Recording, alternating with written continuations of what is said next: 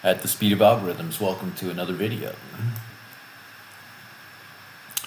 Welcome to another video of things I care about. I mean, the job interviewer cares about. So yeah, here's behavioral questions, and I'm just going to go through this and pick out the best parts.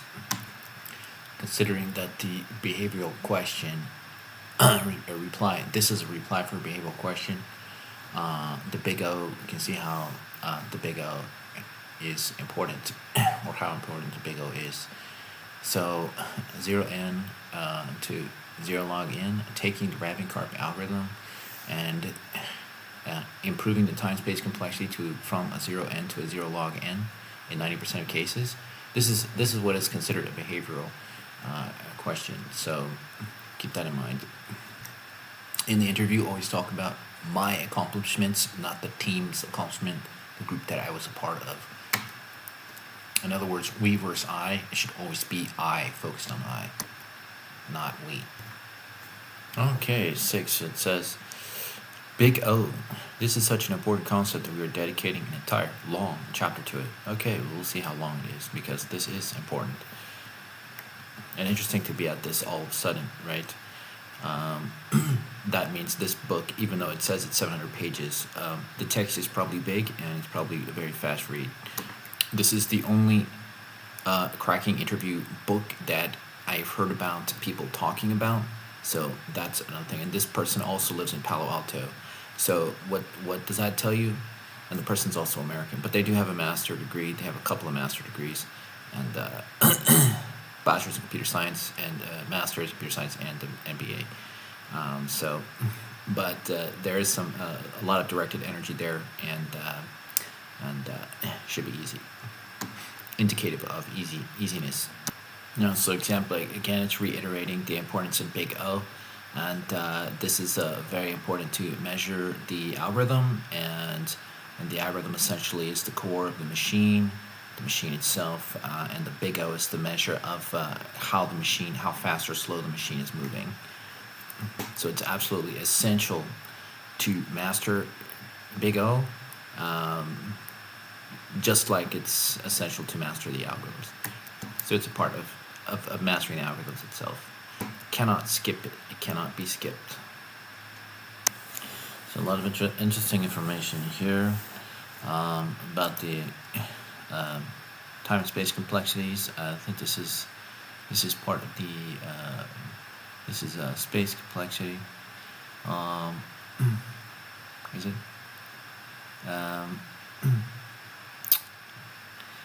So these curves here, the O log x, obviously it has a constraint on the y-axis, only rises up to a certain value on the y-axis.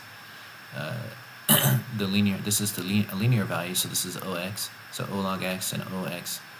Any algorithms that are taking these forms, O log x obviously is the best one. Yeah, I don't know how that deals with the time and space combination though.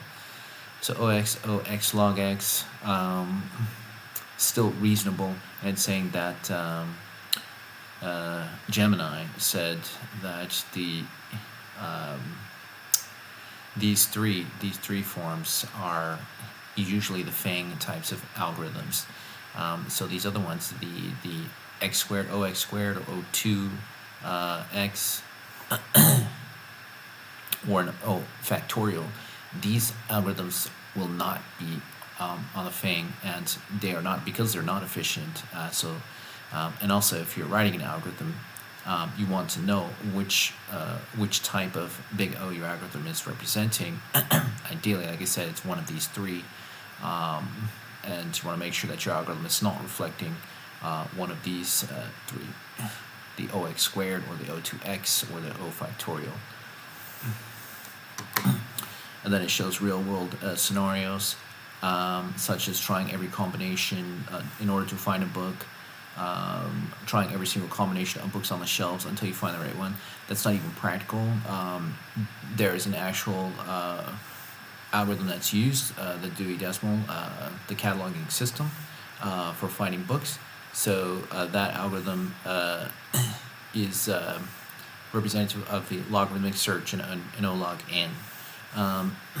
So knowing how these, knowing how the algorithms or what real world situations reflect what types of algorithms, that is the problem solving skill that we're looking to to import. That's what we're looking to see more of. Also gonna have to see that in the code, recognize the what type of big O the code reflects after I've written the real world situation into the code, or if the code's already given to you. So I think as for this book, it's describing the different big O's on the Fang interviews, but it's not enough practice, or perhaps it will practice more later in the book. It does have all the problems, common problems, like 189 problems that should be good to pass, very useful to pass interviews. So each of those problems will have, will also demonstrate the big O, will have the big O practicing on them. So we'll just wait for that. Sorry, I will just wait for that. Of course, I prefer the the runtimes using the least requirements, the least time space complexity. So that's the log x, and I believe this is the log n here, log n runtime or log x runtime. Looks like it's a binary search, and it says right here binary search as an example. What types of algorithms should I favor? Binary search, right? I try to make a problem fit the algorithms, one of those three algorithms, basically, and that's now we're moving in the right direction. So in fact, we should be learning algorithms. I should learn algorithms in constraint and response according to the big O. So the big O requirements. So like I said, there are three big O requirements, and it started off with the binary search. For example, that's one of the algorithms. So excellent example. Problem with binary search is that it has to be in order. The array always has to be in order. So either we put it in order and then use the binary search, or it's already in order. Otherwise, it cannot be used. Binary search cannot be used. So example here, for instance, says, this is a good takeaway for you to have. When you see a problem where the number of elements in the problem space gets halved each time, that will likely be O log n runtime. So this is exactly what we're looking for. Is these real problem situations and how they translate into big O and the algorithm used. And this is, in fact, is the shortest time algorithm to use, O log n. So the shortest time situation is when we see a situation where the number of elements in the problem space gets halved each time. So this is the most efficient problem situation. Therefore, I want to start there. I should start there and see if the problem can be solved that way. If it can't, then I increment into the next most efficient situation and see if it can be solved that way. That will reflect the next most efficient big O. Then we choose the algorithm from there that reflects that big O. This is a good base to remember and reflect how the big O will be thought of at the interview questions. So the big O uses the same scales, but it's different categories for space and space complexity and time complexity. So one big O will have one big O representation on the space complexity and one big O representation on the time complexity. They will be totally different, and we just have to remember that. So, for example, here for this tree, it says the space complexity of this algorithm will be O(n).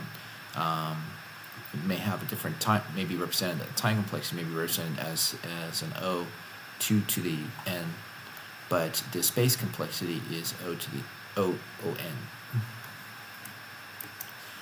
and this is saying according to how the tree operates, it only uses O and memory at any specific time. That's how a tree operates. So the algo is using the tree data structure. The tree data structure operates that way on memory. It operates on an ON in memory, so it's an ON for space complexity. The time complexity, however, could be totally different, not ON, and actually looks more like an O x to the nth for time complexity. So this is what I'm expecting right here. Big O time is difficult concept at first. However, once it clicks, it gets fairly easy. The same patterns come up again and again, and the rest you can derive. Will start off easy and get progressively more difficult. So that's exactly what I'm expecting. This in every way for the big O on the time complexity and the space complexity separately, and also on the algorithms, the patterns. So we're looking for patterns, the same patterns happening all the time. That's what we're looking for. In everything, the algorithms, same algorithm patterns used all the time, the same data structure patterns used all the time, the same time complexity patterns used all the time, the same space complexity patterns used all the time. So this is what I'm looking for, and then I'll continue to see that. This could indeed be what senior software engineers mean by like, if I can do this, you can do this, because after you've learned the patterns, then there's nothing new to expect. You're just reusing what you already know and what you already have. What I already have, and that is actually quite a limited set of things. So that's the point. In fact, the programming language itself and languages probably in that respect constitute a bigger part of the I want to say quantity to learn than the patterns of the big O and the data structures and algorithms. But anyone who's first learning software engineering, they should start with that first, the big O, data structures and algorithms, independent of the languages.